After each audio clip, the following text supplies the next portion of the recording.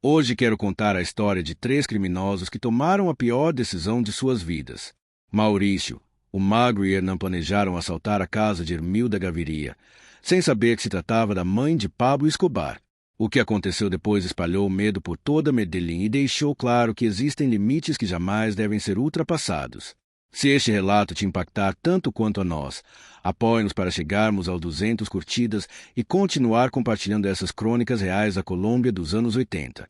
O clima em Medellín era pesado, carregado de tensão, como se um véu invisível envolvesse cada canto. Era março de 1989 e as ruas de paralelepípedos do bairro e o poblado pareciam guardar segredos conhecidos apenas pelas antigas paredes coloniais.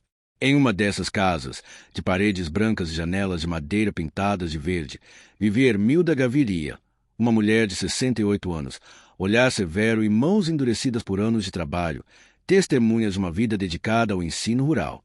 Hermilda não era uma mulher qualquer. Era mãe de Pablo Emílio Escobar Gaviria, o homem que havia colocado a Colômbia no centro do tráfico internacional de cocaína. Para ela, no entanto, Pablo continuava sendo seu filho, aquele menino inquieto de Envigado que chegava tarde em casa com um sapato cheio de barro e um sorriso capaz de suavizar qualquer bronca. A manhã de 15 de março começou com uma brisa fresca que descia das montanhas próximas. Como fazia 4 décadas, Hermilda levantou-se antes do amanhecer para preparar o café. O eco de seus passos sobre o piso de ladrilhos acompanhava até a cozinha, onde logo o inconfundível aroma do café colombiano se espalharia pela casa. Ela não sabia que aquela seria a última manhã tranquila por muito tempo. Às 6h30, enquanto regava as orquídeas no jardim dos fundos, 3 homens observavam a casa de um Renault X estacionado na esquina. O líder, um homem alto e muito magro, de cerca de 30 anos, apelidado de Magro Jimenez, fumava nervosamente enquanto revisava o plano que havia elaborado durante semanas. Isto não é um assalto qualquer, murmurou para seus comparsas, Maurício e Hernan. É a nossa grande chance. Vocês sabem quem é essa senhora? Maurício, um jovem de apenas 20 anos, balançou a cabeça, ainda com as mãos trêmulas pela adrenalina. Hernan, mais experiente nessas coisas, mantinha o olhar fixo na casa. É a mãe de Pablo Escobar, continuou o magro, saboreando cada palavra como se fosse a chave de um grande tesouro. Imaginem a quantidade de dinheiro que ela pode ter guardado, joias, maço de dinheiro, tudo que o filho dela lhe deu. O que ele não sabia era que Hermilda levava uma vida simples, muito diferente da ostentação de Pablo. Embora sua casa fosse confortável, não era luxuosa. Suas únicas joias eram um rosário de pérolas herdado de sua mãe e uma aliança de casamento que guardava como lembrança do falecido marido. O dinheiro que Pablo lhe enviava era, em grande parte, usado para ajudar famílias necessitadas do bairro e para manter uma pequena escola que havia fundado anos antes. Às 7h15, quando Hermilda voltou para dentro para tomar o café da manhã, os 3 homens atravessaram a rua. O plano era claro: entrar rápido, levar o máximo possível e sair antes que alguém percebesse. O magro havia estudado cada detalhe da rotina da idosa. Sabia que naquela hora ela estava sozinha, que a empregada doméstica chegava às 8h, que os vizinhos mais próximos já tinham saído para trabalhar. A campainha rompeu a calma da manhã. Hermilda, que terminava de enxaguar sua xícara, enxugou as mãos no avental e foi até a porta. Olhou pelo olho mágico e viu um jovem vestido com uniforme de mensageiro. Bom dia, senhora, cumprimentou o mago com um sorriso ensaiado quando ela entreabriu a porta. Trago uma encomenda da parte de seu Pablo. O coração de Hermilda acelerou um pouco. Seu filho costumava enviar presentes sem avisar: flores, livros ou remédios para a artrite. Sem imaginar o que estava prestes a acontecer, abriu a porta por completo. Nesse instante, tudo mudou. Os 3 homens invadiram de repente, empurrando-a com violência. Hermilda perdeu o equilíbrio e caiu sobre o sofá, ficando sem fôlego por alguns segundos, com o medo e a confusão refletidos nos olhos.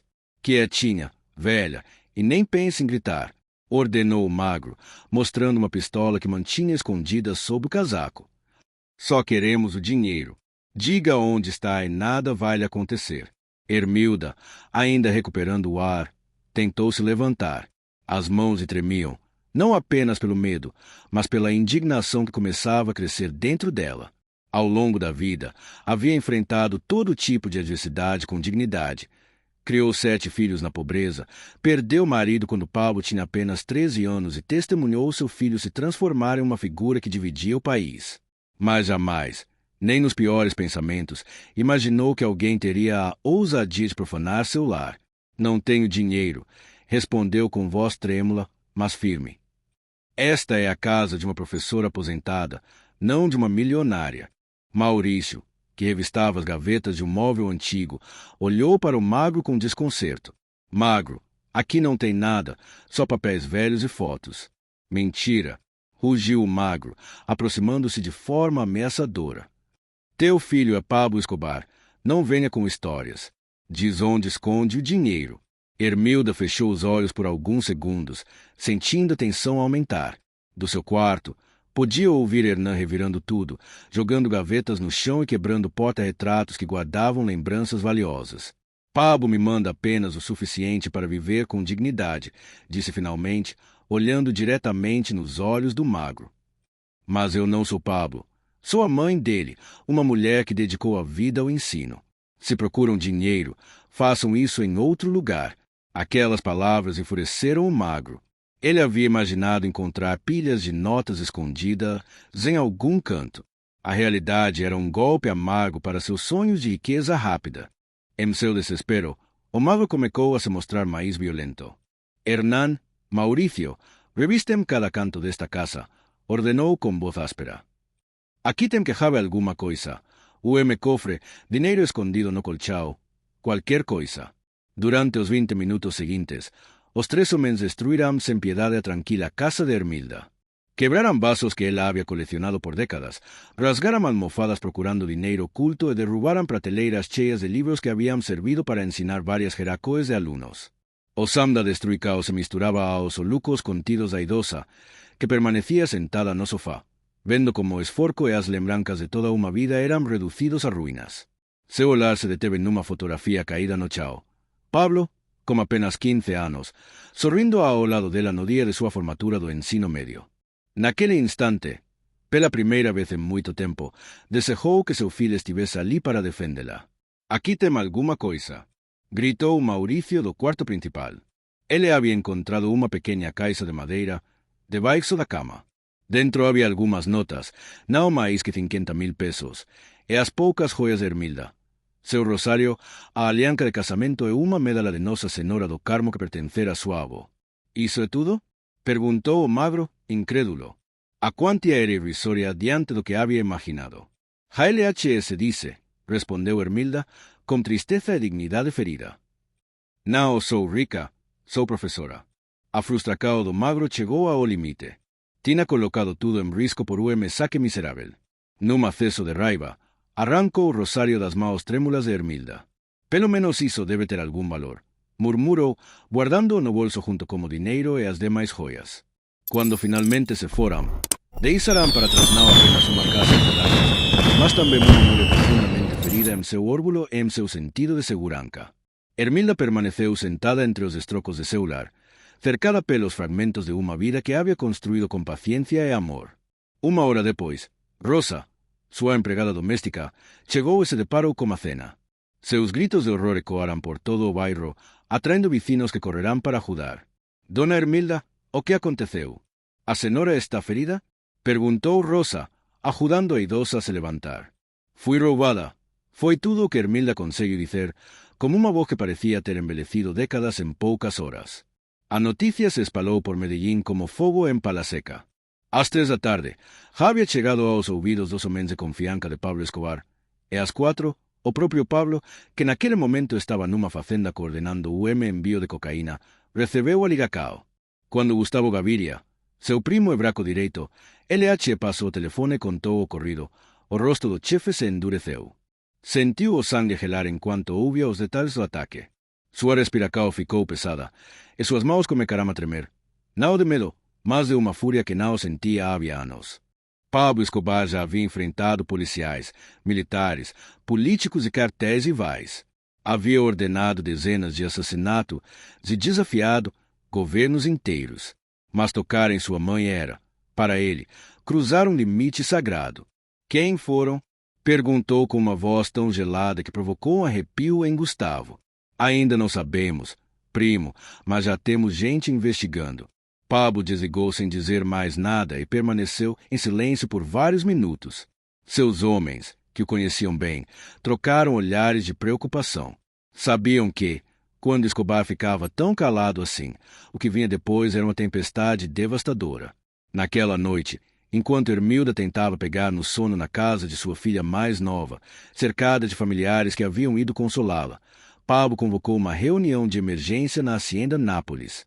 Compareceram os chefes do cartel de Medellín, seus sicários mais temidos e toda a rede de informantes. Todos receberam a mesma instrução: encontrar os culpados pelo assalto. Minha mãe é intocável, disse Pablo, sua voz ecoando na tensão do salão. Quem se atreve a colocar a mão nela, coloca a mão em mim, e quem me toca, morre. Naquela mesma noite, a mais temida máquina de inteligência criminosa da Colômbia foi acionada. Em Medellín, centenas de olhos e ouvidos começaram a buscar qualquer rastro dos 3 homens que haviam cometido o maior erro de suas vidas. O magro Jiménez, Maurício e Hernán ainda não sabiam, mas acabavam de se tornar os homens mais caçados do país. E seu caçador não era a polícia nem o exército, mas um filho furioso, disposto a tudo para vingar a humilhação de sua mãe. Medellín, já acostumada à violência, estava prestes a presenciar uma demonstração de poder e vingança que ficaria gravada para sempre na memória coletiva.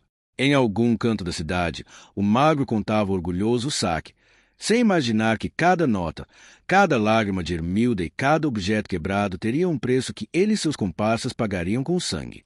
A caçada havia começado. A madrugada de 16 de março cobriu o céu de Medellín com um tom cinza que parecia refletir o estado de espírito que dominava a cidade. Na hacienda Nápoles, Pablo não havia dormido a noite inteira. Ia e vinha em seu escritório privado, um ambiente decorado com obras de arte e fotos de família que contrastavam com mapas de rotas de cocaína e rádios de alta frequência. Seus passos ecoavam sobre o mármore enquanto suas mãos se fechavam e abriam com tensão. Em sua mente, repetia-se a imagem reconstruída a partir do relato telefônico. Sua mãe, a mulher que lhe ensinou a ler e que trabalhou em 2 turnos como professora para sustentar a família após a morte do pai, caída no chão de sua própria casa, cercada pelos restos de toda uma vida. Patrão, a voz de John Jairo Velázquez, conhecido como Popeye, interrompeu seus pensamentos. O sicário mais leal de Escobar acabará de chegar de Medellín com notícias frescas.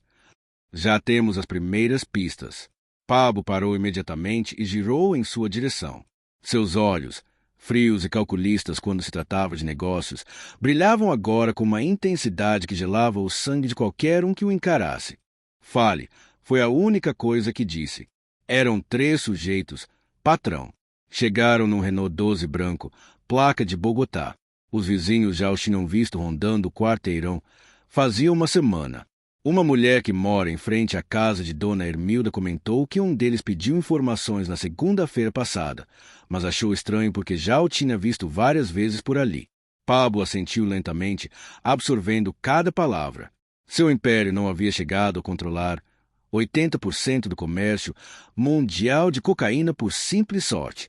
Contava com a rede de informações mais precisa e eficiente que a Colômbia já conheceu, até mais que a do próprio governo em muitos aspectos.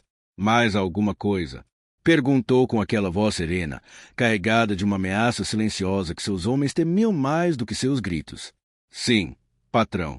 A empregada de Dona Ermilda, Rosa, disse que os caras levaram muito pouco dinheiro, apenas 50 mil pesos, e algumas joias pessoais de sua mãe. Isso indica que não eram criminosos de alto nível, mas sujeitos desesperados que acreditaram que encontrariam uma fortuna. O maxilar de Pablo se contraiu visivelmente. O fato de o saque ter sido tão insignificante não o acalmava, pelo contrário, o irritava ainda mais. Sua mãe havia passado por tal ultraje por uma miséria, pela cobiça tola de 3 ladrões de pouca monta que não sabiam com quem estavam mexendo. Revista em todos os bairros humildes, ordenou enquanto se aproximava da janela que dava para o lago artificial da hacienda, onde vários hipopótamos se moviam preguiçosamente sob o sol da manhã.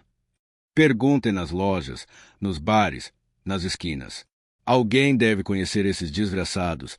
Parou, deixando o silêncio completar a ameaça. Popeye assentiu. Não era necessário que lhe desse mais instruções. Nos 8 anos que estava ao seu lado, já tinha presenciado como o chefe lidava com traições e afrontas. Desta vez seria diferente. Desta vez ele levava para o lado pessoal, mais do que qualquer assunto de negócios ou política. Já coloquei todos os nossos homens na rua, patrão. Também falei com os contatos na polícia. Há uma recompensa de 50 milhões para quem nos der pistas que levem até esses caras. Pablo girou bruscamente. 50 milhões. Não. 100 milhões. E que a notícia corra por toda Medellín. Quem me ajudar a encontrar os que tocaram na minha mãe será generosamente recompensado. Mas que também fique claro que quem os esconder ou protegê-los vai acabar igual a eles. Enquanto na hacienda Nápoles colocava em marcha a perseguição mais feroz que o cartel de Medellín já havia organizado, num apartamento de 2 cômodos no bairro Aranjuez, o magro Jimenez acordava com um sorriso. Tinha dormido profundamente pela primeira vez em semanas, aliviado por ter resolvido, por ora, seus problemas de dinheiro. Ao seu lado, sob um colchão no chão, Maurício se remexia inquieto.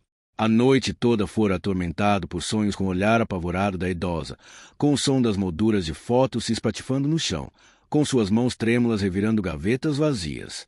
Magro, sussurrou Maurício, estou com um mau pressentimento por causa de ontem.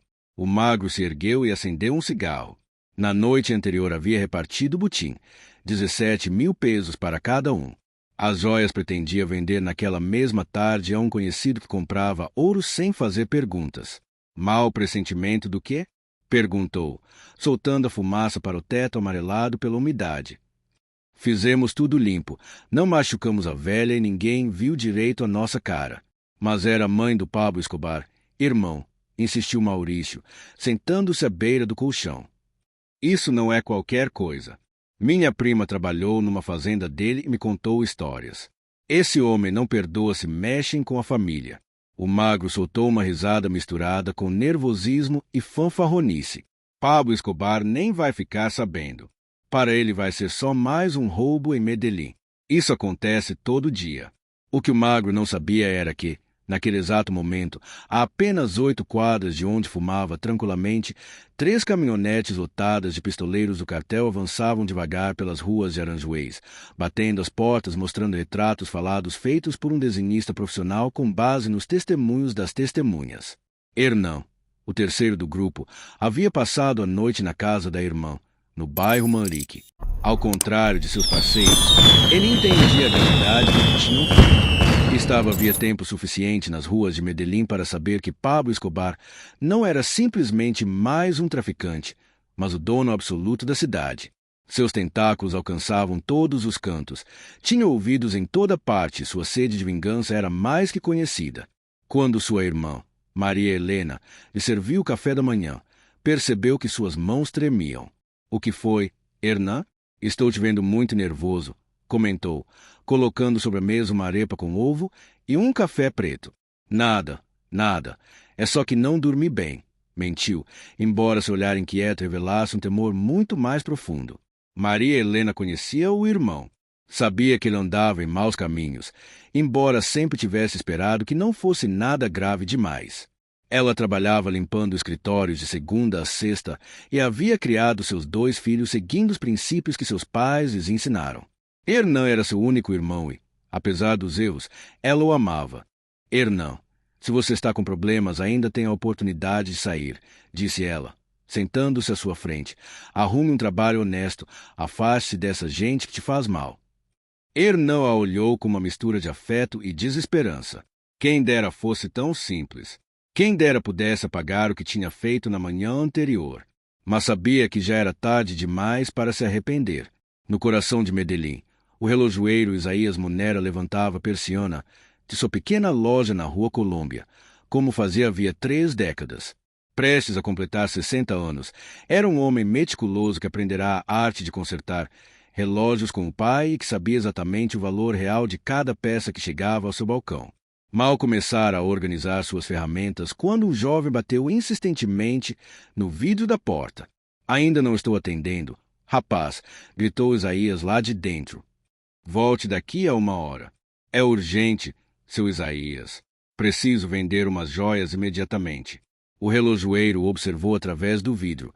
Era magro, inquieto, com aquele olhar esquivo que ele aprenderá a identificar em seus muitos anos de ofício. Parecia alguém que precisava de dinheiro com urgência e que provavelmente não havia conseguido as joias por meios legais. Apesar do instinto, decidiu abrir a porta. Vamos ver, me mostre o que trouxe, pediu, enquanto o jovem entrava. O magro tirou do bolso um rosário de pérolas, uma aliança de casamento e uma medalha de Nossa Senhora do Carmo. Colocou-o sobre o balcão com um sorriso forçado que tentava transmitir segurança, embora o tremor das mãos o denunciasse. Esaías pegou sua lupa e examinou cada peça com cuidado. As pérolas eram autênticas e de boa qualidade, embora não excepcionais. A aliança, de ouro 18 quilates, era simples, mas estava bem conservada. Quando pegou a medalha de Nossa Senhora, franziu o senho. Na parte de trás havia uma inscrição clara que dizia: para Hermilda, na sua primeira comunhão, 1933.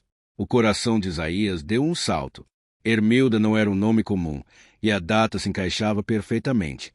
Lembrou-se de que, na noite anterior, corria pela cidade notícia do roubo à casa de Hermilda Gaviria, mãe de Pablo Escobar, e que entre os itens levados havia várias joias pessoais.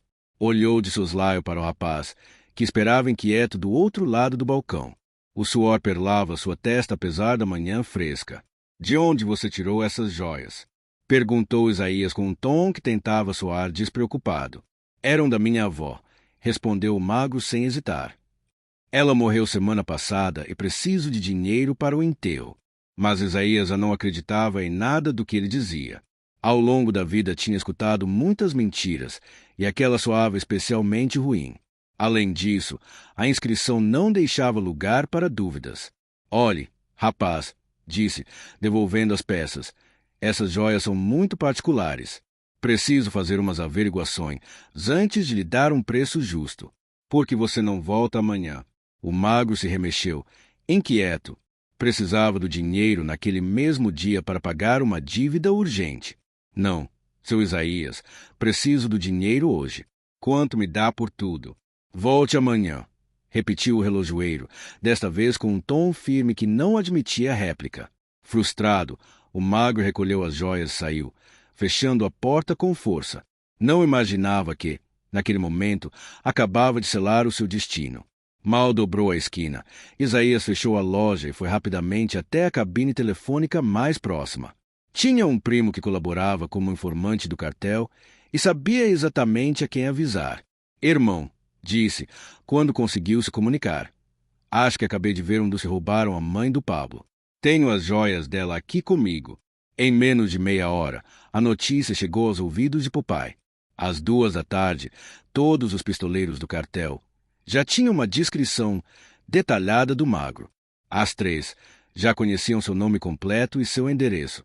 E às 4 da tarde, Flaco Jimenez estava morto. A vingança de Pablo Escobar tinha começado, e Medellín ainda não tinha consciência do que estava por vir. Nas ruas, o boato corria como água de riacho depois de uma tempestade.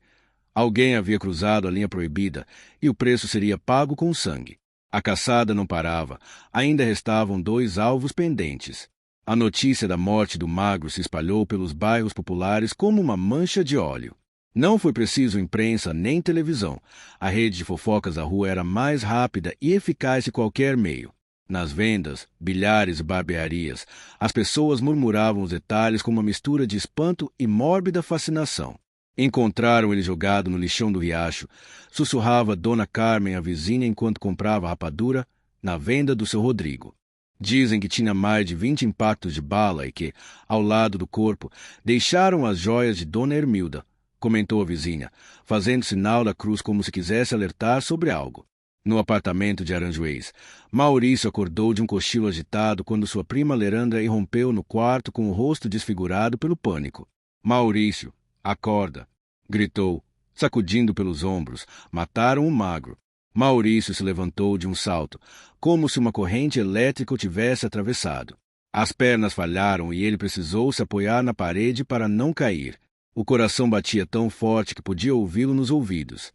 Como? Como você sabe? Conseguiu perguntar, embora, no fundo, já soubesse a resposta. O bairro inteiro está comentando. Dizem que o pessoal do Pablo pegou-lhe quando tentava vender as joias da mãe dele. Alejandra o olhou com um terror que não precisava de palavras. Você estava com ele ontem. A frase ficou suspensa no ar como uma sentença. Maurício não precisou responder. Seu rosto pálido e as mãos trêmulas falavam por ele. Alejandra, que o criará desde que ficou órfão aos 12 anos, sentiu o chão desabar sob seus pés. Meu Deus, Maurício, em que você se meteu? Disse, enquanto as lágrimas escorriam pelo rosto. Você esteve na casa de Dona Hermilda. Maurício caiu em uma cadeira de plástico e cobriu o rosto com as mãos. Num instante, todo o seu mundo havia desmoronado. O dinheiro que tinha conseguido no assalto, aqueles 17.000 pesos que vira como a solução para seus problemas, agora lhe pareciam as moedas mais malditas do planeta. Prima, eu não sabia quem ela era, balbuciou. O magro nos disse que era só uma senhora rica. Se eu soubesse, jamais. Como assim não ia saber? Gritou Alejandra, fora de si. Neste bairro até as crianças sabem quem é a mãe de Pablo Escobar. No fundo, Maurício até suspeitara. Quando o magro explicou o plano, quando mencionou o bairro ou poblado, quando descreveu a casa, algo dentro dele o alertou de que aquilo não acabaria bem. Mas a necessidade pesara mais que a prudência. Estava devendo 3 meses de aluguel, não tinha emprego fixo e o magro havia prometido que seria mamão com açúcar. Você tem que sair da cidade, disse Alejandra, enxugando as lágrimas com o dorso da mão. Hoje à noite mesmo. Para onde? Não tenho dinheiro nem lugar para ficar. Para qualquer lugar. Cartagena, o litoral. Minha tia Rosário vive em Barranquilha. Talvez te receba. Mas aqui você não pode ficar. Se mataram o magro, você é o próximo. A 15 quarteirões dali, no bairro Manrique, Hernan atravessava seu próprio calvário. Saíra da casa da irmã com a desculpa de procurar emprego, embora, na verdade, fosse se encontrar com um conhecido que lhe devia dinheiro. Precisava juntar algum para sumir de Medellín o quanto antes. Quando voltou, encontrou Maria Helena chorando na cozinha, amparada por 2 vizinhas que tentavam consolá-la sem sucesso. O que aconteceu? Perguntou, embora uma parte dele já intuísse a resposta. Vieram os homens perguntando por você, soluçou Maria Helena. Tinham sua descrição exata, sabiam seu nome, sabiam tudo. O estômago de Hernan se contraiu como se tivesse levado um soco. As pernas tremiam tanto que ele acabou se sentando no chão frio de ladrilhos. E o que você disse? Que não sabia onde você estava, que fazia dias que não te via. Mas Hernan aproximou-se, segurando as mãos dele. Um deles me disse que sabia que você esteve aqui ontem à noite. Me avisaram que, se eu não dissesse onde você estava, voltariam, e que, da próxima vez, não seriam tão educados. As vizinhas se entreolharam, nervosas. Conheciam as histórias. Sabiam que, quando o pessoal de Pablo Escobar procurava alguém, não era para conversar. O que você fez, Hernan? Perguntou sua irmã, com a voz quebrada. Por que estão te perseguindo? Hernan fechou os olhos. Poderia inventar algo, mas não fazia sentido. Se o estavam procurando, era porque sabiam exatamente o que ele tinha feito. Escuta bem, disse Maria Helena, apertando suas mãos. Você não sabe nada de mim. Se eles voltarem, diga que fui embora da cidade faz 1 semana. Está me ouvindo, Hernan? Maria Helena, respondeu ele, num tom mais desesperado que irritado. Isso é questão de vida ou morte. Você não pode se envolver nisso. Ela olhou firme e entendeu que seu irmão havia cruzado um ponto sem retorno. Não sabia todos os detalhes, mas sabia o suficiente para compreender que a única saída era fugir. Você tem que ir agora, sussurrou. Hernan assentiu. Foi até o quarto, pegou sua única mala e guardou 2 mudas de roupa, os poucos pesos que estavam do assalto e uma velha foto em que aparecia com Maria Helena quando eram crianças. Ao sair, seu irmão esperava com um envelope nas mãos. É tudo que tenho, disse ela. São 120.000 pesos. Não é muito, mas vai dar para você ir bem longe. Um empresário folheava o jornal enquanto acendia cigarro após cigarro. Hernan o observava com inveja, desejando ter aquela serenidade, aquela rotina sem sobressaltos, a possibilidade de planejar o amanhã sem sentir que sua vida corria perigo. Ele, ao contrário, não conseguia tirar os olhos da entrada da rodoviária, temendo que, A qualquer instante, aparecessem os homens que o perseguiam. Quando finalmente anunciaram o embarque do ônibus para Cartagena, uma mistura de alívio e esperança percorreu seu corpo. Talvez, afinal, conseguisse escapar. Talvez pudesse chegar até o litoral, se perder entre a multidão de turistas, encontrar trabalho no hotel e recomeçar do zero. Pegou sua mala e se juntou à fila de passageiros. Estava a apenas 3 metros da porta do ônibus quando sentiu uma mão firme pousar sobre seu ombro. Hernán Bedoya, disse uma voz tranquila atrás dele.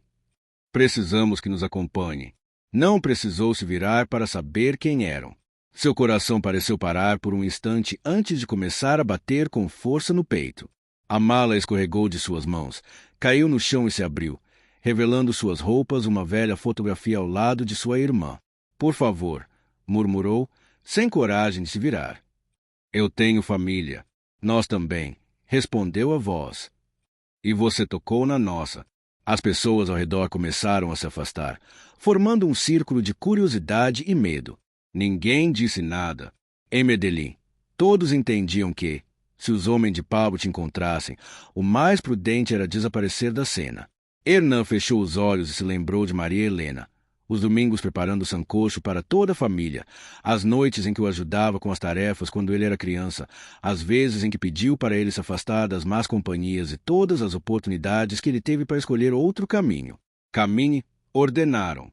E Hernán avançou, deixando no chão da rodoviária os restos de uma vida que nunca recuperaria.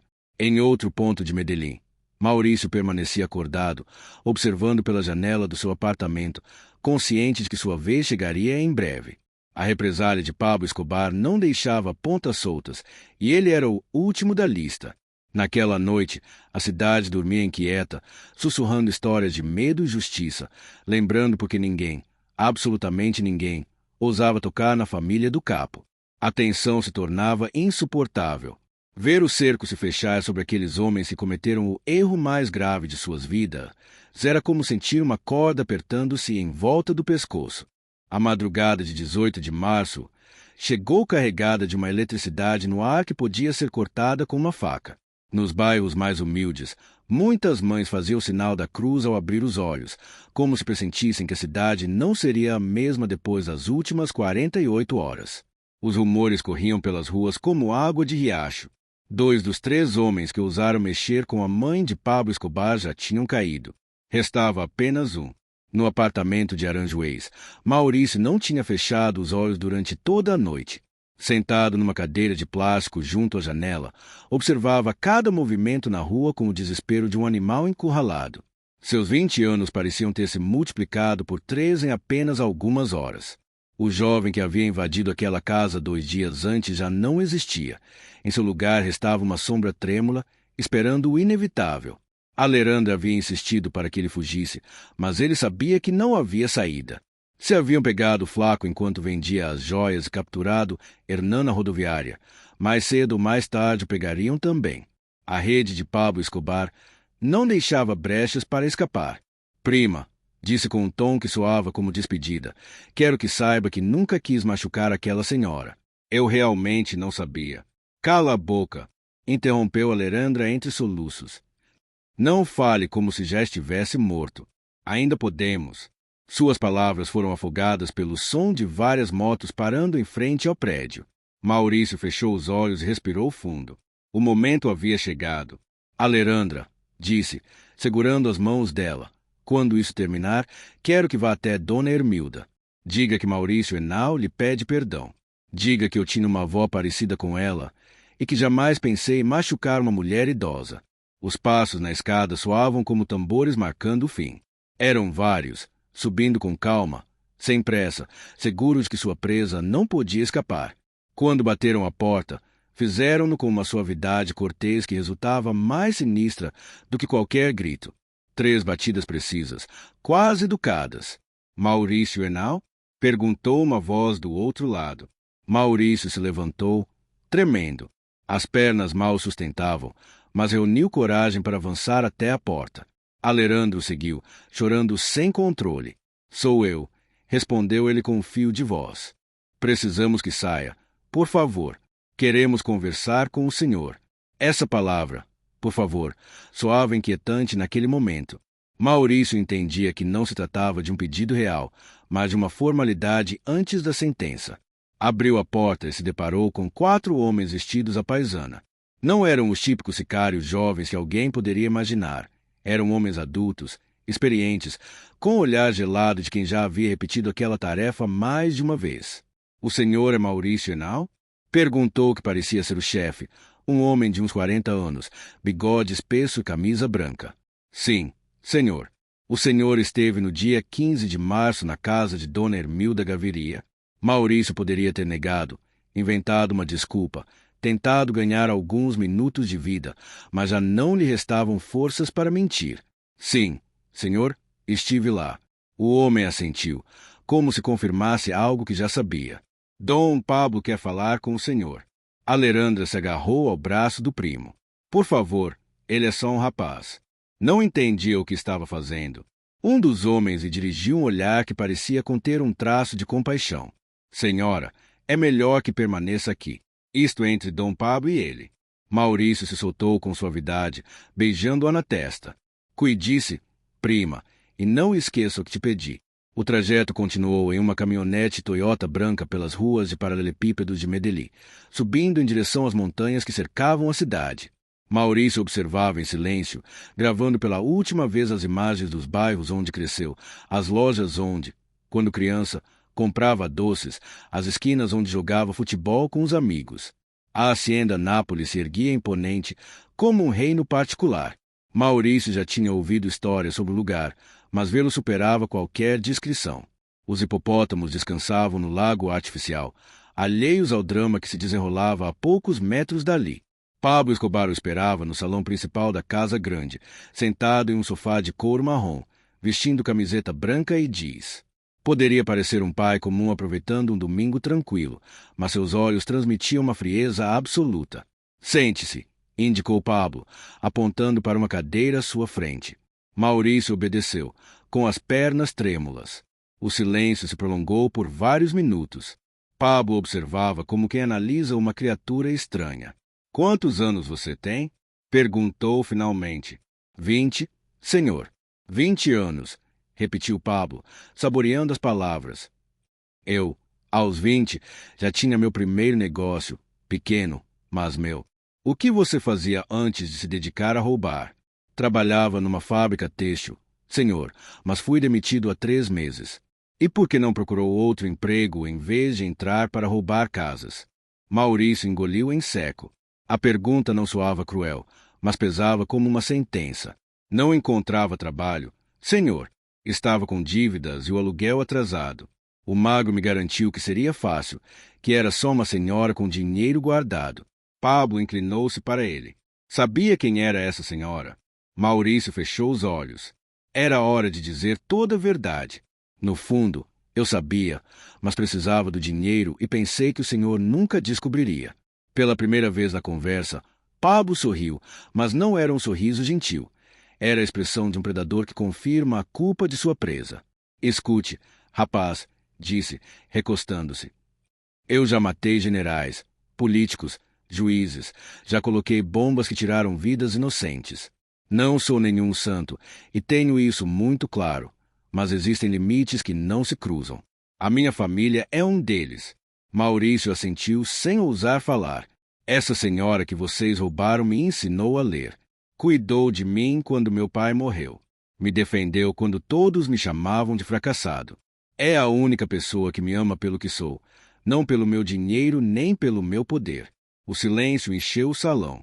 Lá fora, só se ouvia o canto dos pássaros e o barulho dos hipopótamos na água. Quando me contaram o que vocês fizeram, continuou Pablo, quando soube que a jogaram no chão, que quebraram suas coisas e levaram o terço da mãe dela, senti algo que fazia anos que não sentia. O que qualquer filho sente quando machucam sua mãe. Maurício começou a chorar, não por medo da morte, mas por compreender tarde demais a gravidade do seu erro. Havia tocado em algo sagrado, uma fronteira que nem o criminoso mais temido da Colômbia permitiria cruzar. Senhor Pablo, disse entre soluços, juro que se pudesse voltar no tempo. Não pode, interrompeu Pablo com calma. Ninguém pode. Os erros têm consequências, e alguns consequências eternas. Pablo se levantou e caminhou até a janela, olhando em silêncio para seus animais. Tem família? Só uma prima, senhor. Ela me criou desde que fiquei órfão. Você a ama. É o que mais amo neste mundo. Pablo assentiu devagar. Então entende o que sinto pela minha mãe. Eu poderia matá-lo agora mesmo. Poderia fazê-lo rápido ou devagar, como ela sofreu. Mas vou lhe dar algo que nem o magro nem o Hernan tiveram, uma única chance. Sentou-se novamente diante dele, mostrando pela primeira vez um gesto próximo à compaixão. Vai sair da Colômbia esta noite para sempre. Nunca mais voltará. Se algum dia eu souber que voltou, nesse dia você morre. Entendeu? Sim, senhor, entendi. Antes de ir, irá à casa da minha mãe. Pedirá perdão cara a cara, dirá o que me disse e devolverá até o último peso que roubou. E lembre-se, onde estiver, o que fizer, conte aos seus filhos que há limites e jamais se cruzam. Sim, senhor, prometo. Pablo fez um sinal e 2 homens se aproximaram. Primeiro, com a minha mãe. Depois, direto para o aeroporto. Vou para onde quiser, mas longe. Quero confirmação de que saiu do país. Quando Maurício se levantou, Pablo deteve. Rapaz, teve sorte de que hoje sou mais filho do que criminoso. Mas essa sorte acabou. Se nos virmos outra vez, não haverá outra oportunidade. Naquela tarde, Hermilda Gaviria recebeu a visita mais inesperada da sua vida. Um jovem de 20 anos, escoltado por 2 homens de seu filho, ajoelhou-se com lágrimas nos olhos e pediu perdão com uma sinceridade que lhe tocou a alma. Senhora, disse, entregando-lhe um envelope com o dinheiro, eu tinha uma avó parecida com a senhora e juro pela memória dela que nunca quis lhe fazer mal. Errei da pior forma. Hermilda, que já tinha visto violência e morte demais, sentiu algo inesperado. Compaixão por aquele rapaz que, apesar de ter cruzado uma linha mortal, havia encontrado coragem para pedir perdão. Filho, disse, colocando a mão sobre a cabeça dele, todos nós erramos. O importante é aprender com os erros. Naquela noite, Maurício Henao embarcou em um voo para Buenos Aires com documentos falsos e um novo nome. Levava no bolso o cifrão 000 que Pablo lhe havia dado para começar, no coração, uma lição que o acompanharia pelo resto da vida. Em Medellín, a história do assalto a Dona Hermilda virou lenda urbana. Era contada nas esquinas, nos bares, nas casas, sempre com a mesma mensagem. Há coisas que não se tocam, há linhas que não se cruzam, há um preço que sempre se paga. Pablo Escobar havia enviado um recado claro para toda a cidade. Sua família era território sagrado. Quem ousasse violar isso pagaria o preço mais alto. 2 homens haviam pago com suas vidas. Um terceiro pagará com o desterro eterno e, em sua casa, cercada pelo amor dos filhos e netos, Hermilda Gaviria continuou sendo o que sempre foi. Uma professora que acreditava na redenção, uma mãe que protegia sua família e uma mulher que havia aprendido que, no mundo de seu filho, o amor e a vingança eram as 2 faces da mesma moeda. A vingança havia terminado. Justiça, segundo Pablo Escobar, havia sido feita. E Medellín continuava sendo a cidade onde tocar na família do patrão era assinar sua própria sentença de morte. Essa história nos deixa com perguntas que vão muito além dos fatos. Escobar agiu como qualquer filho agiria ou cruzou a linha rumo à barbárie. Se alguém tivesse ferido sua mãe dessa forma, até onde você estaria disposto a ir por vingança? Maurício foi realmente afortunado ou Pablo simplesmente calculou que um exilado apavorado enviaria uma mensagem mais poderosa do que mais um cadáver? O que você acabou de ouvir não é apenas a crônica de uma vingança, é o retrato de uma Colômbia onde as regras eram escritas pelos poderosos com sangue e medo. Se essas histórias reais do país mais complexo da América Latina te provocam essa mistura de fascínio e horror que você sente agora, precisamos que faça parte da nossa comunidade. Cada assinatura nos permite continuar investigando e narrando esses episódios que marcaram nossa história. Você acha que conhece tudo sobre os anos mais sombrios da Colômbia? Tem coragem de descobrir até onde chegava realmente o poder de Pablo Escobar? Assine agora e nos acompanhe nessa viagem pelos segredos mais bem guardados dos cartéis colombianos. Porque a história que você acabou de ouvir é apenas o começo.